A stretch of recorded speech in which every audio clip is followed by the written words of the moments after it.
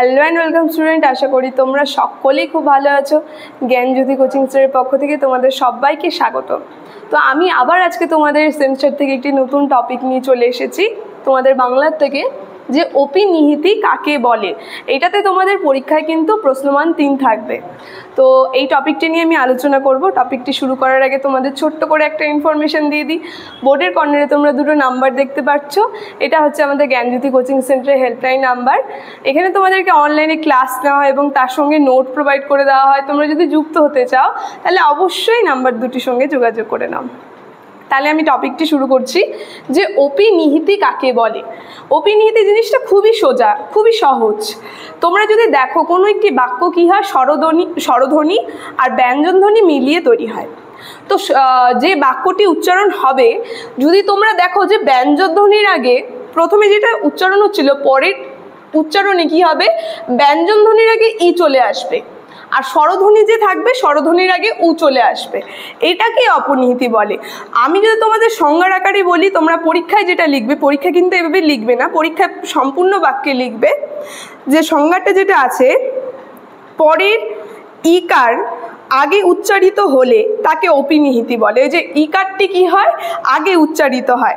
আবার হচ্ছে অর্থাৎ মানে পরে ই বা উ স্বরধ্বনি যদি আগে উচ্চারিত হয়, অথবা যুক্তি ব্যঞ্জনধ্বনি আগে ই বা উ স্বরধ্বনি উচ্চারিত হলে তাকে অপনিহিতি বলে।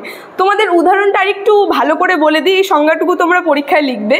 উদাহরণটা যদি তোমাদেরকে আরেকটু বুঝিয়ে দিই তাহলে আরও সহজ হবে। যে উদাহরণে দেখো, এখানে আমি দিয়ে দিয়েছি আজি। আজি শব্দটা পরে যখন উচ্চারণ হচ্ছে, অনেকজন কি উচ্চারণ করে, আইজ। দেখো এই ব্যঞ্জনধ্বনিটির আগে কি হয়ে গেল, ই উচ্চারণ হয়ে গেল। আরেকটি যদি উদাহরণ দেখো, কালী। কালীর পরের যে উচ্চারণ হয়েছে, এখানে দেখো কাইল হয়ে গেছে। ব্যঞ্জনধ্বনিটার আগে কি চলে আসলো, ই। তারপরে আরেকটা যদি বলো সাধু, সাধুর মধ্যে চলে আসছে সাউদ, এটা যেহেতু স্বরধ্বনি তার আগে সাউদ দিয়ে দিয়েছে। তারপরে আরেকটা হচ্ছে রাখিয়া, সেম একই দেখো হয়েছে, রাখিয়ার আগে কি হয়ে গেল, ইটা ব্যঞ্জনধ্বনির আগে চলে আসলো। এটা হচ্ছে, এটাকেই অপিনিহিতি বলা হয়। আরও কয়েকটি যদি আমি উদাহরণ দিই, যেমন হচ্ছে হলো সত্য, সত্যটাই হয়ে যায় কি, সৈত্য। অনেকজন আবার চারিটাকেও যেমন বলে চাই, মারিটাকে বলে মাই, লক্ষ্যকে বলে লক্ষ্য, কন্যাকে বলে ইকয়না, এরকম বলে। তো এই ছিল উদাহরণ। তো অপিনিহিতি এটাকেই বলে, যে হচ্ছে একটি স্বরধ্বনি বা ব্যঞ্জনধ্বনির আগে শব্দটি উচ্চারণের সময় কি হয়, ইটা আগে চলে আসে। এখান থেকে ইটা কি হলো, এইখানে যখন উচ্চারণ হলো ইটা আগে চলে আসলো। এটাই হচ্ছে অপনিহিতির উদাহরণ। তো আজকে আলোচনাটি আমার এতটুকুনি থাকলো।